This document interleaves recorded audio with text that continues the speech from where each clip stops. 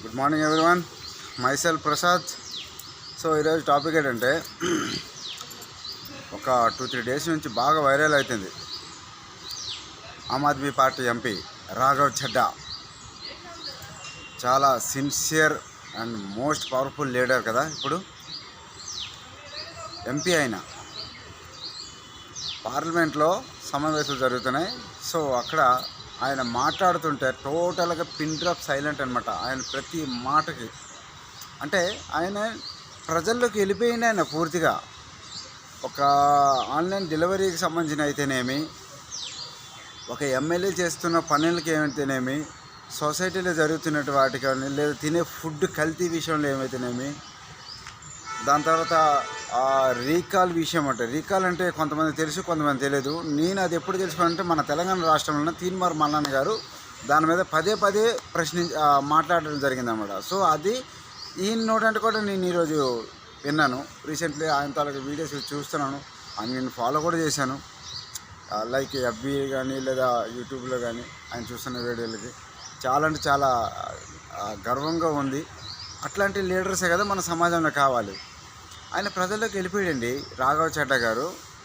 ప్రతిదీ కూడా ప్రశ్నిస్తున్నారు. ఈవెన్ ఒక ఎయిర్పోర్ట్కి వెళ్తే అరే వాటర్ బాటిల్ మనం బయట చూసుకో, రైల్వే స్టేషన్లో అయితే 15 రూపాయలు కిన్లే, బయట ఇంకెక్కడ చూసిన షాపులోనా 20 రూపాయలు, ఎయిర్పోర్ట్లో 100 రూపాయలు అంట.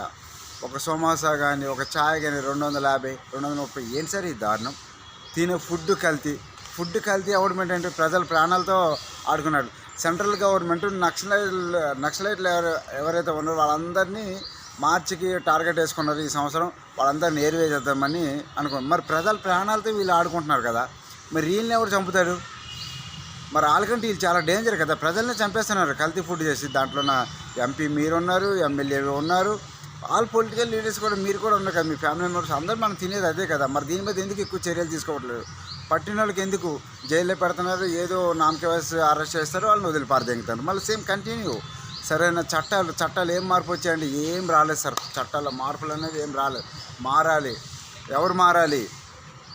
ఈ వీడియో చూస్తున్నటువంటి ప్రతి భారతీయుడు మారాలి. 140 కోట్ల జనాభా ఏం చేస్తున్నారండి? ప్రతి ఒక్కడు ఓటుకు అమ్ముకున్నారు. హానెస్ట్గా నా గుండె మీద చేయాల్సింది చెప్పుకోవాలి. నేనైతే చెప్తున్నానండి, ₹1 కూడా ఇప్పటి వరకు నాకు ఓటుకు వచ్చి ఓటు వేసాను, కానీ ₹1 కూడా నేను ఏ పార్టీ దగ్గర కానీ ఎవరి దగ్గర తీసుకోలేదు.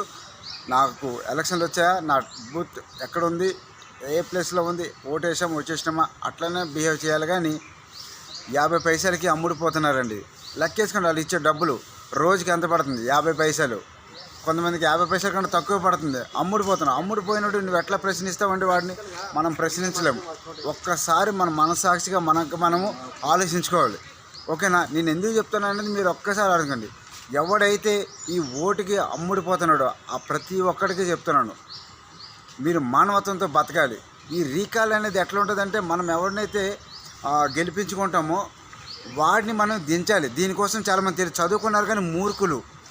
ఎట్లాంటి మూర్ఖులు అంటే, దెంగి తిన్నామా, మన స్వార్థం మీద మనం బతుకుతున్నామా, ఉన్నామా, ఇట్లాంటి వాటికి తప్ప ఇంకా వేరే ఏం లేదు.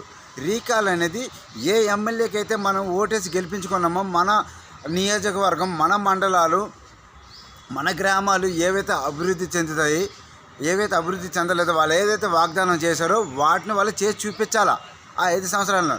వాళ్ళు కానీ చూపించకపోతే మన ఏదైతే మన ఓటు మనము వెనక్కి తీసుకోవడం అంటే ఆ ఎమ్మెల్యేని అక్కడ నుండి అవుట్ వెళ్ళిపోవాలి.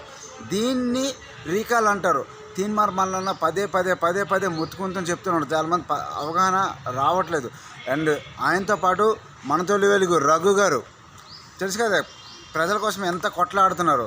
ప్రజల్లో కూడా కొంచెం స్పందన అనేది రావాలి సార్. ఇట్లా ఉంటే ఎలా ఉంటుంది చెప్పండి? సమాజం ఎప్పుడు బాగుపడుతుంది? అర్థం చేసుకోండి.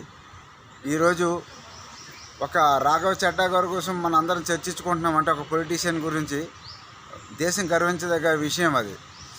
అట్లాంటి వాళ్ళు చాలామంది ఉన్నారు. మన ఆంధ్రప్రదేశ్ రాష్ట్రంలో చూసుకుంటే డిప్యూటీ సీఎం పవన్ కళ్యాణ్ గారి కోసం దేశవ్యాప్తంగా దేశం కాదు ప్రపంచవ్యాప్తంగా చర్చించుకుంటున్నారండి. ఒక్కసారి మనం ఆలోచించుకోవాలి. ఒక యోజిత్ ఆగేనాథ్ ఇట్లాంటి వాటి కోసం. సో నేను చెప్పింది మీ అందరికి అర్థమవుతుందని అనుకుంటున్నాను. నచ్చితే ఫాలో చేయండి, సబ్స్క్రైబ్ చేయండి.